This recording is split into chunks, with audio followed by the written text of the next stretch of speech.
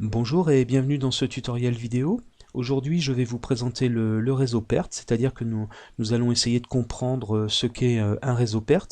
Je vais également vous montrer comment on élabore ce réseau, comment on le construit de façon simple, et on va également calculer le chemin critique du réseau. Alors ce diaporama, vous pouvez le télécharger au format PDF.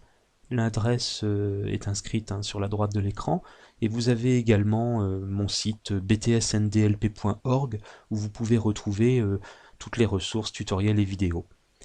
Alors le réseau PERT, en fait, on peut l'assimiler à un outil de gestion.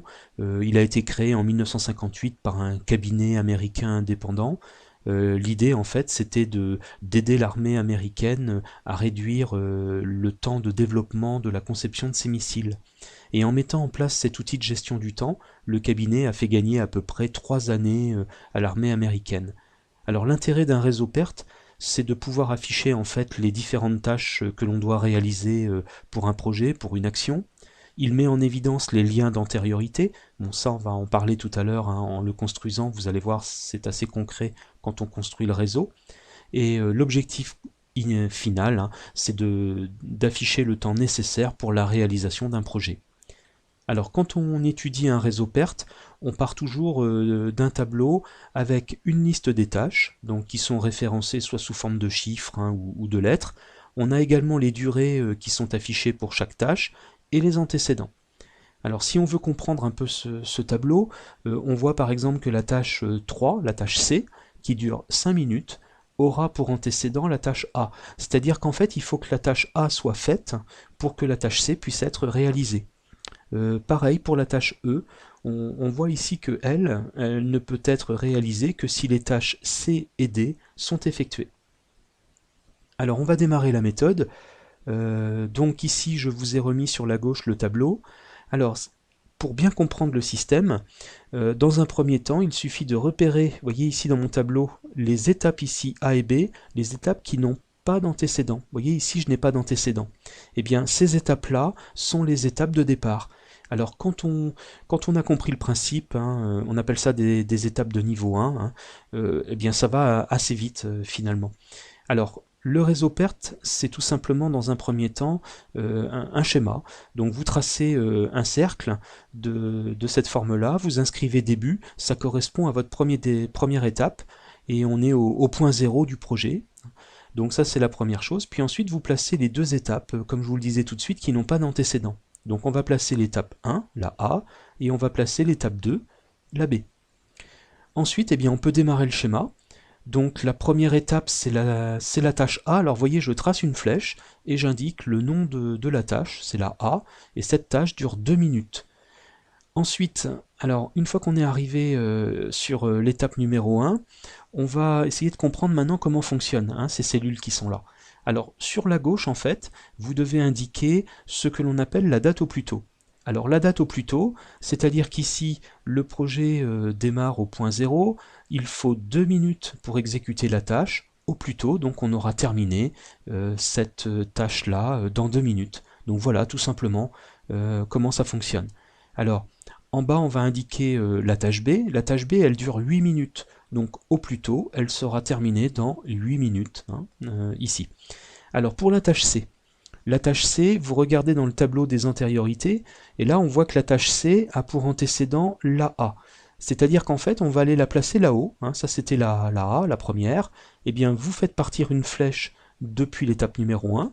Vous inscrivez la tâche C, 5 minutes, et on obtient la nouvelle tâche, la numéro 3, la nouvelle étape ici. Alors, pour le calcul de la date au plus tôt, sachant que la première étape nous a pris 2 minutes, qu'on en rajoute 5 ici, on obtient 7 minutes au plus tôt pour cette tâche-là. Vous faites pareil pour ici la tâche D.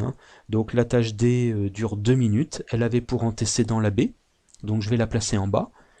J'obtiens ma quatrième étape, et j'ai 10 minutes, 8 plus 2, donc 10 minutes au plus tôt. Alors rien de très compliqué quand on a compris le principe. Bon, par contre ici, on arrive sur la cinquième. Alors attention à celle-ci, parce que vous voyez ici la cinquième, elle a en fait deux antécédents, C et D. Alors par convention, on va relier en fait, donc C elle est ici, la D elle est ici, on va relier ces deux étapes par un trait en pointillé. Vous pouvez mettre une flèche d'ailleurs, hein. Donc on appelle ça une tâche fictive, ça permet de relier ces deux-là, et on fait partir la nouvelle flèche pour la tâche E. Donc 3 minutes de plus, cinquième étape, on est à 13 minutes au plus tôt. Et on termine notre schéma avec la tâche F qui dure 6 minutes, sixième et dernière étape, donc 19 minutes en tout pour notre projet. Alors une fois que vous êtes arrivé au bout, vous recopiez le 19 et vous avez la durée maximale de votre projet qui s'affiche. Alors, quand vous êtes arrivé à ce stade-là, ensuite il va falloir compléter les étapes avec la cellule qui est sur la droite. Alors, vous voyez ici, en fait, eh bien, si on a déterminé une date au plus tôt, on va maintenant déterminer une date au plus tard. Alors, pour déterminer ça, il va falloir en fait partir du 19 maximum ici, hein, et on va revenir, en fait, vous voyez, on va reparcourir en fait ce schéma à l'envers, hein, on va retracer ça dans l'autre sens. Alors, on part du 19, on enlève les 6 minutes, donc 19 moins 6, et au plus tard, on obtient un 13. Alors, on descend, 13 moins 3, donc là c'est la date au plus tard, 13 moins 3, on obtient 10. Alors faites attention quand vous arrivez ici, parce que, bon, là il n'y avait pas de difficulté, hein, on redescend comme ça. Par contre là, il y a deux possibilités. Alors, vous pouvez aller soit sur la gauche, ou soit remonter la tâche fictive. Alors, moi je vous propose de voir le principe ici pour la fictive. Alors, on est à 10 minutes au plus tard ici. Eh bien, vous reportez ce 10 là-haut, voilà, dans cette étape-là. Et là, déjà, vous voyez, on a une notion qui va se dégager, on appelle ça la notion de marge. C'est-à-dire qu'ici, l'étape numéro 3, au plus tôt sera terminée au bout de 7 minutes, et au plus tard, au bout de 10 minutes. On reparlera des marges dans une autre vidéo. Alors, maintenant, on revient sur l'étape numéro 4. On va aller, par exemple, par ici. Donc, on était à 10 minutes au plus tard. On enlève 2 minutes. Donc, 10 moins 2. On obtient bien 8 minutes. Et 8 minutes moins 8 minutes, on retombe bien sur les zéros de départ. On va terminer là-haut, hein, puisqu'on était à 10. Donc, 10 minutes moins les 5 de la tâche C. Ça nous donne 5. Voilà. Alors, une fois que vous avez réalisé le schéma complet avec les dates au plus tôt et les dates au plus tard, vous n'avez plus qu'à tracer votre chemin critique. Alors le chemin critique, en fait, on le repère tout simplement quand on voit des étapes avec des dates au plus tôt et au plus tard identiques. C'est-à-dire qu'ici, le chemin critique va passer par la tâche B, il passe également par la tâche D, par la tâche E et par la tâche F. Donc voilà le chemin critique de notre projet ici. Voilà, j'espère que cette vidéo vous a aidé. Je vous dis à bientôt.